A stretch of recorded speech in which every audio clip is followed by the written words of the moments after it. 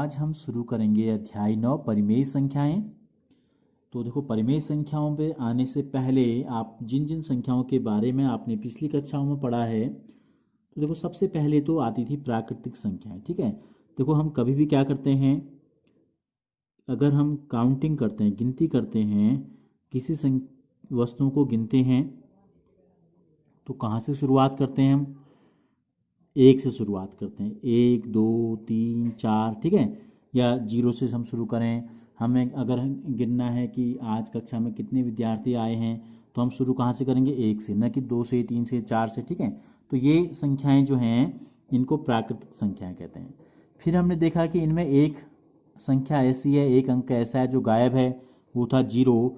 फिर इसमें 0 को भी शामिल कर लिया गया। इस प्रकार की संख्याएं जो हैं अनंत तक, इन संख्याओं को नाम दिया गया कि पूर्ण संख्याएं। सारी संख्याएं अब आ गई हैं, कोई भी अंक ऐसा, कोई भी संख्या ऐसी नहीं जो छूटी नहीं है। अब फिर हमने सीखा कि 0 से आगे की तरफ जब हम गए, 1 2 3 ये सब धनात्मक संख्याएं हैं, तो ऋणात्मक संख्याएं भी। ठीक है, जैसे अब इनकी जरूरत कहाँ पे हमको बड़ी, ऋणात्मक संख्याओं की। जैसे हमने कहा कि हमको 1 रुपये का लाभ हुआ। ठीक है, तो अगर 1 रुपये की हानि हो गई तो हम उसको किस रूप में लिखेंगे? तो 1 रुपये के लाभ को तो हम +1 या धन 1 दिखाते हैं। तो 1 रुपये की हानि को अगर हमें लिखना हो तो ऋण 1 लिखते हैं हम। ठीक है, या ऊपर के लिए समुद्र तल से ऊपर 2 मीटर की ऊंचाई पे धन 2, और समुद्र तल से नीचे की बात करेंगे तो ऋण 2 की जरूरत पड़ती है। तो हमको ऋणात्मक संख्याओं की जरूरत पड़ती थी, तो हमने क्या किया, हमने 0 से आगे को तो क्या है, 1 2 3 धनात्मक संख्याएं थी, यहाँ को हमने ऋण 1 ऋण 2 ऋण 3 इन संख्याओं को शामिल कर लिया। तो ये क्या कहलाने लगे, इनको नाम हमने दिया पूर्णांक। ठीक है, ये धनात्मक पूर्णांक और ये ऋणात्मक पूर्णांक। तो इतनी चीजें आपने जो है मुख्यतः सीखी हैं संख्याओं के अंतर्गत। तो अब हम सीखेंगे परिमेय संख्याएं क्या होती हैं। तो ऐसी संख्याएं होती हैं, देखो परिमेय संख्याएं मैं आपको बताऊंगा, ऐसी संख्याएं जिनको हम भिन्न के रूप में लिखते हैं। जैसे 1/2 भाग हमने किसी को दिया, ठीक है, ये बांट के खाया आप लोगों ने, तो भिन्न हो जाएगी 1/2। तो परिमेय संख्याएं ऐसी संख्याएं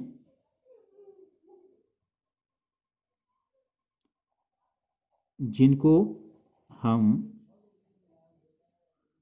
P/Q के रूप में लिख सकते हैं, के रूप में लिख सकते हैं। तो ऐसी संख्याएं हैं जिनको हम P/Q के रूप में लिख सकते हैं, लेकिन एक शर्त है। वो शर्त ये है कि जहां इसका जो हर है ये बराबर नहीं होना चाहिए 0 के। तो परिमेय संख्याएं ऐसी संख्याओं को हम कहते हैं जिनका क्या होना चाहिए, हमने कहा आपसे, जिनको हम P/Q के रूप में लिखें, और लेकिन शर्त ये है कि उनका जो हर है वो 0 नहीं होना चाहिए। जैसे 1/2 2/3 0/5, ठीक है, 1/7 ऋण 2/3, ये भी परिमेय संख्या है। शर्त हमने केवल क्या कही, हमने केवल ये कहा कि हर में 0 नहीं होना चाहिए। 2 अगर ऋणात्मक संख्या है नीचे तो भी ये परिमेय संख्या होगी। नीचे 0 क्यों नहीं होना चाहिए? नीचे 0 इसलिए नहीं होना चाहिए, जैसे हम अगर लिखें, हम 1/0 लिखें, तो 1 को बांटना है 0 में, तो 0 से भाग देना है 1 में, ये आप समझ लो। तो 0 का जब हम भाग 1 में देंगे तो 0 गुणा 0 0, 0 गुणा 1 0, 0 गुणा 100 0, 0 गुणा 1000 0। 0 को अगर हम किसी भी संख्या से गुणा कर दें तो हमेशा नीचे 0 ही आता है। तो इसको हम बोलते हैं अपरिभाषित। हम इसको जो है परिभाषित नहीं कर सकते हैं कि हम क्या करें। ठीक है, तो इसलिए इसको शामिल नहीं किया जाता है। तो ये सारी संख्याएं हो गई परिमेय संख्याएं। अब जो नई चीजें इससे संबंधित आती रहेंगी सवालों के अंतर्गत, वो हमको आपको बताते रहेंगे। अब हम आते हैं प्रश्नावली 9.1 के पहले प्रश्न को हम हल करते हैं। तो पहला प्रश्न है, निम्नलिखित परिमेय संख्याओं के बीच में 5 परिमेय संख्याएं हमको बतानी हैं। हमको दिया है ऋण 1 और 0 के बीच की 5 परिमेय संख्या हमको बतानी है। नंबर 1 में ऋण 1 और हमको लेना है 0। तो देखो क्या होगा, हम यहाँ लाइन में आपको बना के समझाता हूँ।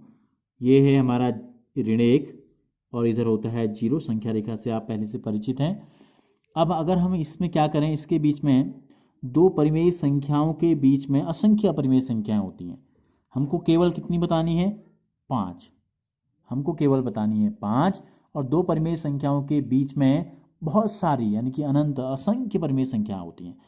अगर हम इनके बीच में 10 ले लें, क्या ले लें? 10 संख्याएं, तो पहला भाग क्या होगा? 1/10, 2/10, 3/10, 4/10, सब माइनस में आएंगे, ऋण की दिशा में हम आ रहे हैं, तो कोई भी क्या लिख लेंगे? 5 लिख लेंगे। ठीक है। अगर हम 100 भाग कर दें तो 100 संख्याओं में से क्या आएंगी? कोई भी 5 संख्या हम ले लें, तो असंख्य संख्याएं हो सकती हैं। दो परिमेय संख्याओं के बीच में असंख्य संख्याएं होती हैं, तो हम क्या करते हैं? अगर हम करेक्ट 5 संख्या अगर हमको निकालनी है तो क्या किया जाता है, इसको हम देखते हैं। देखो, ऋण 1/1 तो यही है। अगर हम इनके बीच में बट्टे 2 कर दें, 2 भाग कर दें, क्या कर दें? दोनों के 2 भाग कर दें, तो 0 और ऋण 1 के बीच में कोई संख्या आएगी, या कहने का मतलब है ये तो इसका मान तो ऋण 1 ही होना चाहिए, तो 2 से हम ऊपर नीचे गुणा कर देते हैं। ठीक है, आप इसको ऐसे समझो, ऋण 1 का मतलब है ऋण 1/1 और 0 का मतलब है 0/1।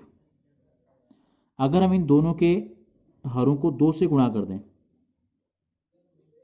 तो इनका मान क्या हो जाएगा? इसका मान हो जाएगा ऋण 2/2 और इसका मान हो जाएगा 0/2। अब देखो, 0 और 2 के बीच में कितनी संख्या आएंगी? केवल आएगा ऋण 1, एक संख्या आई। अगर हम ऋण 1/1 और 0/1 हमको दिया गया है, अगर हम इनको 2 से गुणा किया, अभी हम 3 से गुणा कर दें तो कितना आ जाएगा? मान इसका हो जाएगा ऋण 3/3 और इसका मान हो जाएगा 0/3। अब देखो, 0 और ऋण 3 के बीच में कितनी संख्याएं आएंगी? ऋण 1 और ऋण 2। फिर हम लेते हैं ऋण 1/1 और 0/1 हमको दिया गया है। अगर हम इसके अंश और हर दोनों को 3 के बजाय 4 से गुणा कर दें तो ये हो गया ऋण 4/4 और ये हो जाएगा 0/4। अब इन दोनों के बीच में कितनी संख्या आ रही हैं?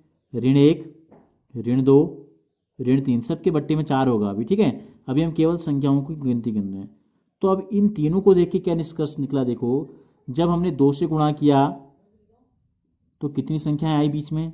1। जब 3 से गुणा किया तो कितनी संख्याएं आई बीच में? 2। जब हमने 4 से गुणा किया तो बीच में कितनी संख्या आई? 3। यानी कि जिस संख्या से हम गुणा कर रहे हैं अंश और हर को, उस बीच में उससे एक संख्या कम आ रही है। अब हमको बतानी है 5, हमको बीच में 5 संख्या लानी है। तो अगर हम करेक्ट 5 संख्याएं लेना चाहें तो हम 5 से एक ज़्यादा क्या है? 6। तो यानी कि हम क्या करेंगे? हम ऋण 1/1 व 0/1 के अंश और हर दोनों को गुणा करेंगे। किससे? 6 से गुणा करने पर।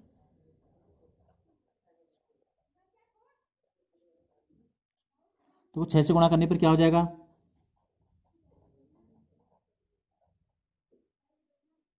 0/1 गुणा 6, ये हो गया ऋण 6/6 और ये हो गया 0/6। तो पहली संख्या जो हमको ऋण 1 दी गई थी हमने उसको इसमें बदल दिया और दूसरी संख्या 0 को ऐसे। अब देखो, 0 और ऋण 6 के बीच में गुणा करने पर ये हमको 2 संख्या मिल गई।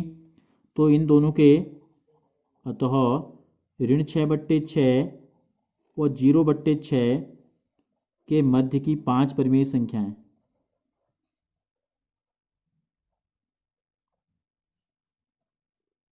क्या हो जाएंगी? देखो, 0 से ऋण 6 की तरफ जाना है। पहला आएगा ऋण 1/6, दूसरा आएगा ऋण 2/6, ऋण 3/6, ऋण 4/6 और पांचवी आएगी ऋण 5/6।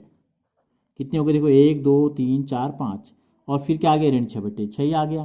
तो ये था संख्या रेखा, ये थी आपकी 0, ये था आपका ऋण 1। ऋण 1 को हमने लिख दिया ऋण 6/6 और 0 को हमने लिख दिया 0/6। ठीक है, फिर हमने लिख दिया, इन गुणा करने पर ये हमको प्राप्त हो गए। गुणा करके इन दोनों के बीच की 5 परिमेय संख्या हमने लिख दी। अब बाकी के जो है वो ज़्यादा आसान हो जाएंगे। क्यों? हमको अब पता चल गया, अगर 5 परिमेय संख्या हमको बतानी है तो हमें सीधे सीधे क्या करना है? हमको 6 से गुणा कर देना है। तो इनको भिन्न में बदलेंगे, 1/1 6 से गुणा कर दो क्या हो गई वो, ये क्या प्राप्त हो गई हमको, 6 दूनी 12, 6 एकम 6, ये हो गई 6 एकम 6 और 6 एकम 6। तो संख्या रेखा यहाँ ले लेते हैं, ये संख्या रेखा ले लेते हैं। इस संख्या रेखा में हमको क्या लिखना है, ऋण 2 और ऋण 1। तो यहाँ आएगा ऋण 1 और यहाँ आएगा ऋण 2। ऋण 1 को हमने क्या बना दिया, ऋण 1 को हमने बना दिया ऋण 6/6 और ऋण 2 को हमने बदल दिया समतुल्य परिमेय संख्या में ऋण 12/6। अब इन दोनों के बीच में कितनी संख्या हो जाएंगी, 5 संख्याएं कौन कौन सी हो जाएंगी, ऋण 6 से हम ऋण 12 की तरफ चलेंगे, ऋण 7/6, ऋण 8/6, ऋण 9/6, ऋण 10/6 और ऋण 11/6। देख लो 1 2 3 4 5 संख्याएं ये हो गई। तीसरे में जो हमको दो भिन्न परिमेय संख्याएं दी गई हैं, अब देखो दोनों के हर समान नहीं है। अभी तक हमने जो किए उनके हर क्या थे, समान थे, बट्टे 1 हम ले रहे थे। अब पहला काम हमारा क्या होगा, इन दोनों के हरों को समान करना है। ठीक है, तो दोनों के हरों को समान कैसे करेंगे, इसके हर में 5 है, इसके हर में 3 है, तो 5 और 3 का एलसीएम क्या होता है 15। तो हमको इसको भी 15 बनाना है, इसको भी 15 बनाना है। ठीक है, तो हम क्या करते हैं, ऋण 4/5 को 15 बनाने के लिए किससे गुणा करना पड़ेगा, 3 से, और इसको भी 3 से गुणा करेंगे।